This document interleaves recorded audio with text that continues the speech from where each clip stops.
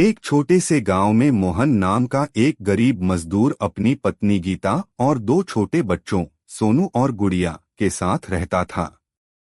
उनका घर मिट्टी का था। बरसात आते ही छत टपकने लगती और सर्दियों में ठंडी हवा घर के अंदर तक आ जाती थी। फिर भी पूरा परिवार एक दूसरे का सहारा था। मोहन रोज सुबह सूरज निकलने से पहले मजदूरी की तलाश में निकल जाता। कभी उसे काम मिल जाता तो घर में चूल्हा जलता। जिस दिन काम नहीं मिलता उस दिन पूरा परिवार केवल पानी पीकर सो जाता। गीता हमेशा बच्चों से कहती, बेटा, बुरे दिन हमेशा नहीं रहते। सोनू और गुड़िया पढ़ना चाहते थे। वे रोज स्कूल जाते बच्चों को देखकर मुस्कुरा देते, लेकिन उनकी आंखों में एक सपना छिपा होता था।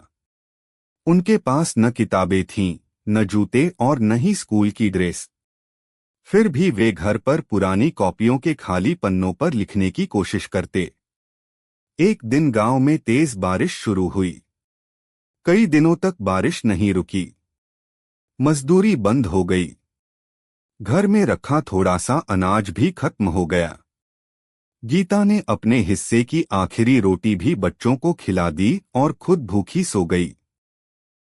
रात में जब बच्चे सो गए तो मोहन और गीता चुपचाप बैठकर रोने लगे। उन्हें सबसे ज्यादा दुख अपने बच्चों की भूख देखकर होता था। अगली सुबह मोहन फिर काम की तलाश में निकला। पूरे दिन भटकने के बाद भी कहीं काम नहीं मिला। थका हुआ और खाली हाथ घर लौटते समय उसकी नजर सड़क किनारे पड़े एक बुजुर्ग व्यक्ति पर पड़ी। बुजुर्ग की तबीयत बहुत खराब थी। मोहन उन्हें अपने कंधे का सहारा देकर अस्पताल ले गया।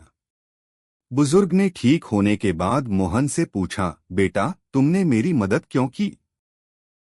मोहन मुस्कुराया और बोला, अगर मैं आपकी जगह होता तो मैं भी चाहता कि कोई मेरी मदद करे। बुजुर्ग उसकी ईमानदारी और इंसानियत से बहुत प्रभावित हुए। उन्होंने मोहन को अपने छोटे से कारखाने में स्थायी नौकरी दे दी। अब घर में धीरे धीरे खुशियां लौटने लगीं। बच्चों का स्कूल में दाखिला हुआ। पहली बार उन्होंने नई किताबें, स्कूल बैग और जूते पहने। गीता की आंखों से खुशी के आंसू बह निकले। साल बीतते गए। सोनू ने खूब मेहनत करके पढ़ाई की और एक अच्छा अधिकारी बन गया। गुड़िया भी पढ़ लिखकर शिक्षिका बनी। दोनों ने सबसे पहले अपने माता पिता के लिए एक पक्का घर बनवाया। घर बनकर तैयार हुआ तो मोहन ने पुराने मिट्टी के घर की ओर देखा। उसकी आंखें भर आईं। उसने कहा, यही वह घर है जिसने हमें संघर्ष करना सिखाया। अगर ये कठिन दिन नहीं होते तो शायद हम मेहनत की कीमत कभी नहीं समझ पाते। कुछ समय बाद पूरे परिवार ने गांव के गरीब बच्चों के लिए मुफ्त पढ़ाई की व्यवस्था शुरू की। वे हर जरूरतमंद की मदद करने लगे ताकि किसी बच्चे का सपना गरीबी की वजह से अधूरा न रह जाए।